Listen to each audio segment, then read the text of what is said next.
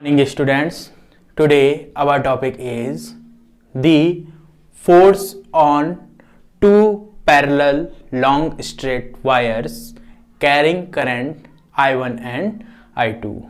Students, आज का हमारा टॉपिक है कि हमारे पास टू लॉन्ग स्ट्रेट वायर्स हैं, ठीक है, और वो वायर जो हैं वो लॉन्ग स्ट्रेट वायर हम उसको बोल सकते हैं, या वो वायर जो है वो इनफाइनाइट लेंथ की है, ठीक है।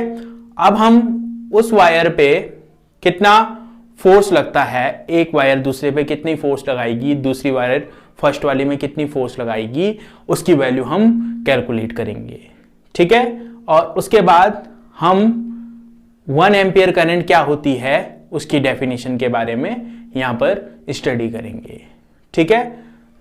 तो हमारा टॉपिक है force on the two long straight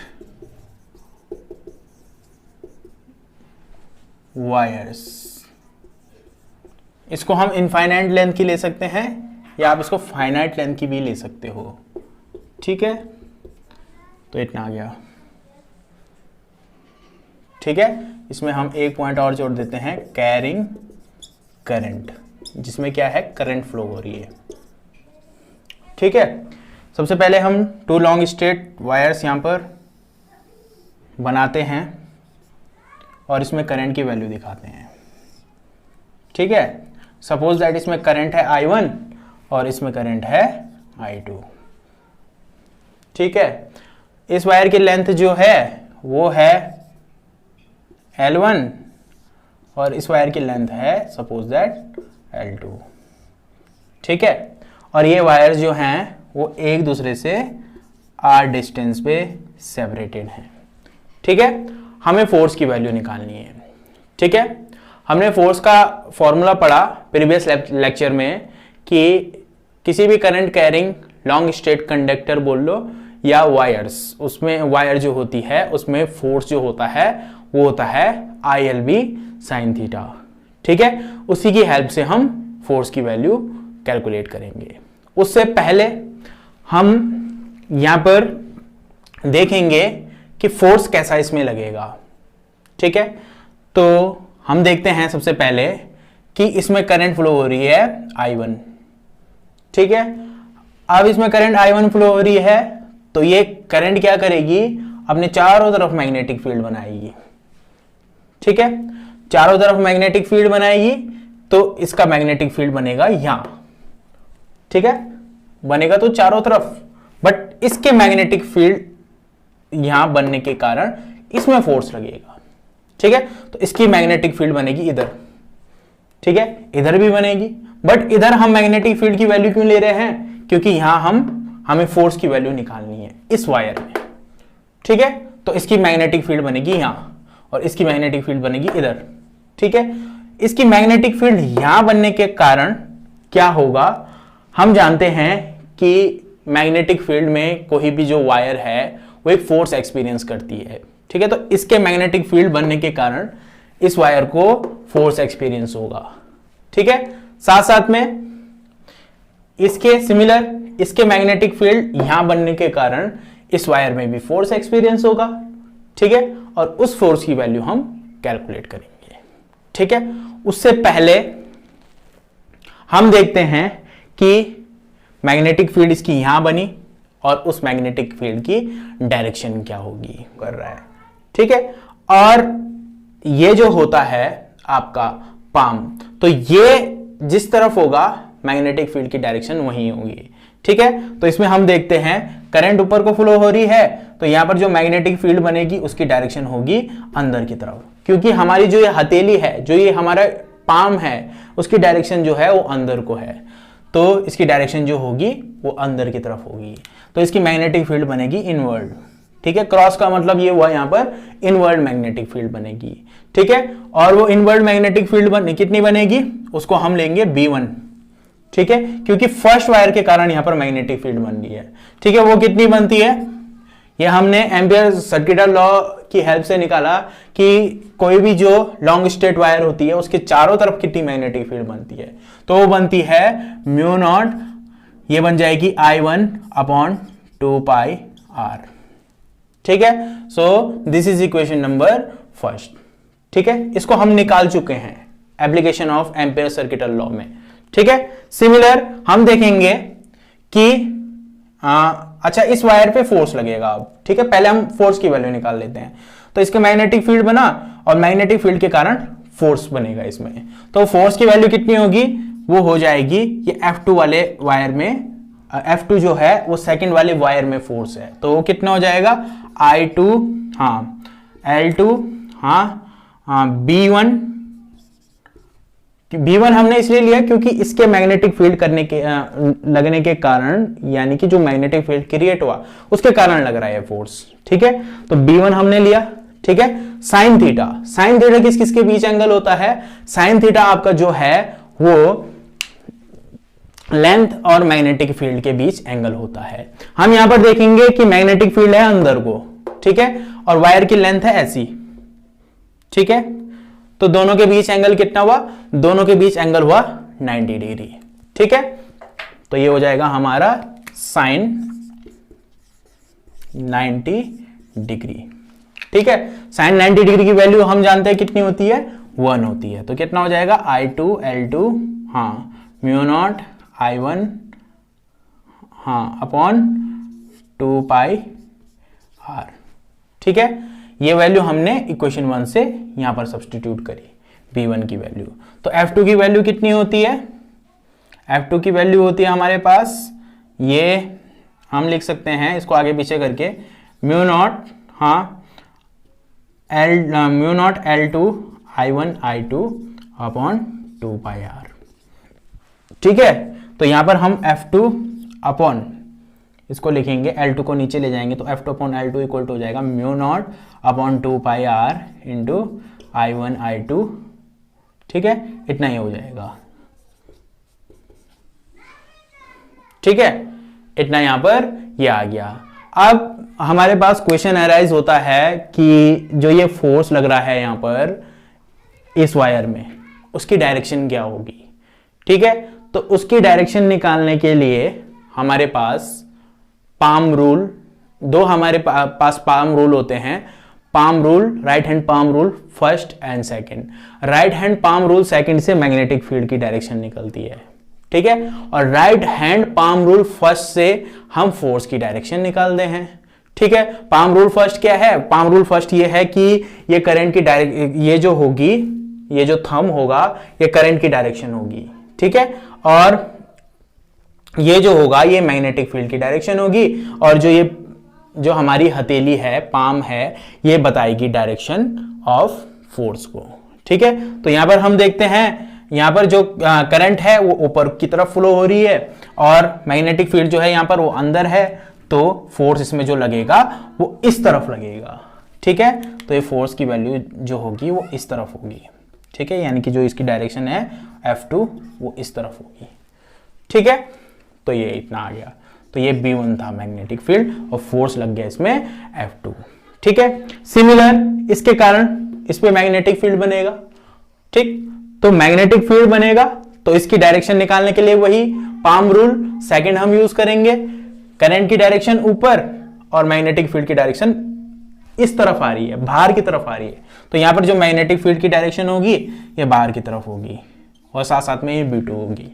ठीक है, तो B2 की वैल्यू कितनी हो जाएगी, B2 की वैल्यू भी same mu naught I2 upon 2πr होगी। ठीक है, तो कितना आ जाएगा ये, the value of B2 is, so we have the value of B2 is B2 equal to ये हो जाएगा आपका म्यू नॉट I2। ठीक है, डिवाइड बाई 2πr। ठीक है, so we can say it this is equation number 2। Okay, and the direction of magnetic field here is outside to the plane of paper. ठीक है, प्लेन ऑफ पेपर के outside है, बाहर की तरफ है। ठीक है, या हम बोल सकते हैं आउटवर्ल्ड है। ठीक है, तो ये B2 की वैल्यू हो गई। तो इसमें भी फोर्स लगेगा इसके मैग्नेटिक फील्ड बनने के कारण, ठीक। और इसमें फोर्स किस तरफ लगेगा, ये हमारे पास क्वेश्चन यहां पर अराइज होता है। तो B2 हमारे पास बाहर की तरफ है, करंट ऊपर की तरफ है, तो वही पाम रूल फर्स्ट से हम डायरेक्शन निकालेंगे। तो पाम रूल फर्स्ट ये बोलता है कि करंट अगर ऊपर है, मैग्नेटिक फील्ड बाहर है, तो फोर्स लगेगा इस तरफ, ठीक है। तो ये फोर्स लग गया हमारा इस तरफ को, तो ये हो गया F1, ठीक है। तो F1 की वैल्यू कितनी हो जाएगी, यहां पर हो जाएगा I2 की जगह इसमें जो करंट फ्लो हो रही है वो हो रही है I1, ठीक है। और लेंथ जो है हमारे पास वो L1 है, मैग्नेटिक फील्ड जो है वो B2 है।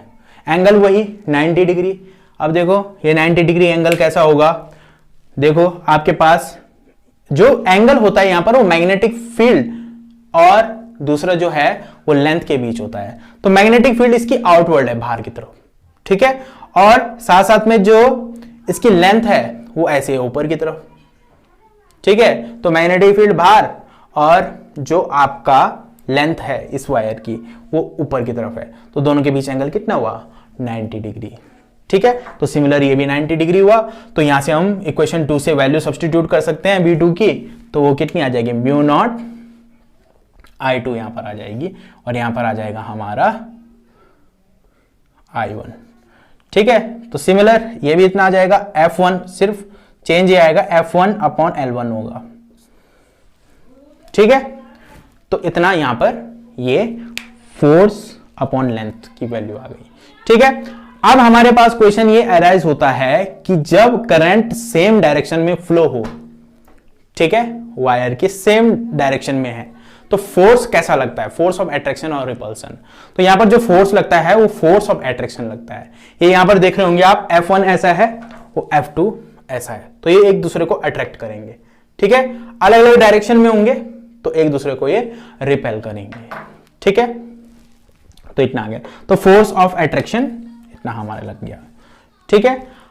अब इसके बाद हमारे पास ये क्वेश्चन है कि यहां से हम 1 एम्पियर की डेफिनेशन कैसे बनाएं, ठीक है। तो ये आ गया F1 अपॉन, अगर हम F1 को F ले लें और L1 को L ले लें, ठीक है। एंड यहां पर mu naught upon I1 I2 को ले लें, I1 और I2 को हम ले लेते हैं I, ठीक है। इसको भी I ले लेते हैं, इसको भी I ले लेते हैं, तो ये हो जाएगा I square upon 2 pi R। अब हम यहां पर डेफिनेशन बनाते हैं 1 एम्पियर की, ठीक है। अब 1 एम्पियर क्या है, ठीक। 1 एम्पियर अगर I की वैल्यू हम 1 एम्पियर लें तो ये कितना हो जाएगा, F upon L equal to mu naught, और R की वैल्यू भी अगर हम 1 मीटर ले लें, ठीक है, तो ये कितना हो जाएगा, म्यू नॉट अपॉन 2 पाई आ जाएगा। और म्यू नॉट अपॉन 2 पाई की वैल्यू कितनी होगी, म्यू नॉट अपॉन 4 पाई की वैल्यू हम जानते हैं ये होती है 10 टू द पावर -7, ठीक है। तो म्यू नॉट अपॉन 2 पाई की वैल्यू कितनी हुई, यहां से ये हो जाएगी 2 इंटू 10 टू द पावर -7, ठीक है। तो F अपॉन L की वैल्यू हो गई 2 into 10 to the power -7 newton per metre, ठीक है। अब हम यहां से इजीली 1 एम्पियर की डेफिनेशन बना, 1 एम्पियर करंट की डेफिनेशन बनाने के लिए हमने यहां पर ले लिया R इक्वल टू 1 मीटर और करंट हमने ले लिया 1 एम्पियर, ठीक है। तो 1 एम्पियर करंट वो करंट है जो वैक्यूम में रखे गए 2 लॉन्ग स्ट्रेट वायर में फ्लो होने में, ठीक है। और जब वो एक दूसरे से 1 मीटर के डिस्टेंस पे भी रखे गए हों, ठीक है, तो उसमें फोर्स पर यूनिट लेंथ जो है वो 2 into 10 to the power -7 newton per metre का फोर्स लगाते हैं, ठीक है। तो ये आ गई आपकी 1 एम्पियर की डेफिनेशन, ठीक है। अब इसके बाद हमारे पास एक और क्वेश्चन अराइज होता है कि अगर ये करंट जो है वो डिफरेंट डायरेक्शन में हो, ठीक है, तो फोर्स कैसा लगेगा, फोर्स ऑफ अट्रैक्शन और फोर्स ऑफ रिपल्सन, ठीक है। तो इसके लिए इसको समझते हैं।